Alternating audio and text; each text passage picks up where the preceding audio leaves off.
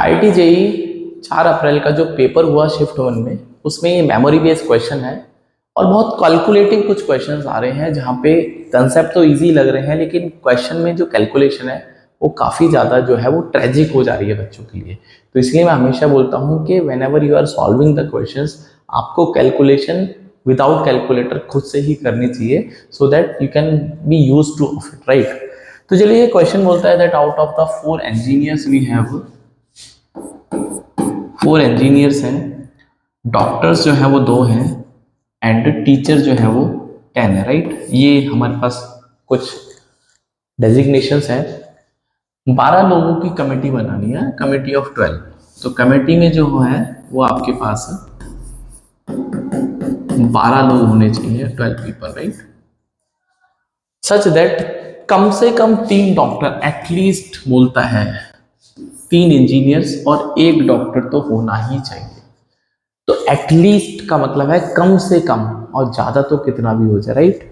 तो क्या क्या पॉसिबल केसेस हैं, that is easy question but calculative हो जाएगा जैसे मैंने आपसे बोला। तो अगर मैं पॉसिबल केसेस की बात करता हूँ, पॉसिबल केसेस, ठीक है, तो केसेस की मैं बात करूँ, कम से कम 3 इंजीनियर की बात करता है। तो इंजीनियर जो है 3 हो सकते हैं, डॉक्टर को 1 होना पड़ेगा, बाकी जो होंगे वो टीचर होंगे। तो 3 और 1 4, 8 टीचर। और दूसरा जो केस हो सकता है, इंजीनियर 4 हो सकते हैं, डॉक्टर को 1 होना ही पड़ेगा और टीचर जो है वो 7 हो सकते हैं, राइट।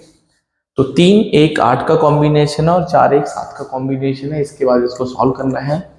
कंसेप्ट वाइज ये क्वेश्चन इजी था बट देखते हैं इसको कैसे सॉल्व कर सकते हैं, राइट।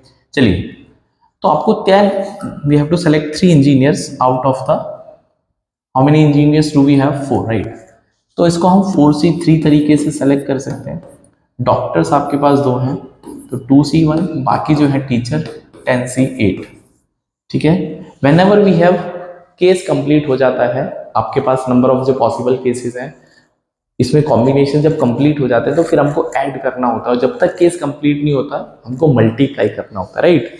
तो इसका मतलब यहाँ पे एक केस कंप्लीट हो चुका है, इसमें हम प्लस करेंगे। तो 4 में से 4 इंजीनियर, 2 में से 1 डॉक्टर और 10 में से 7 टीचर, आप इस तरह से सेलेक्ट कर सकते हैं।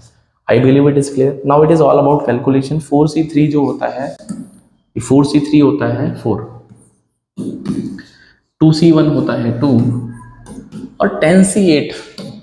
अगर आपको ये तरीका नहीं पता है तो आपके लिए प्रॉब्लम हो सकता है। 10C8 की वैल्यू 10C2 के बराबर होती है, तो आप इसको 10 × 9 और 2 × 1 भी लिख सकते हैं। तो ये हो जाएगा 45, ठीक है।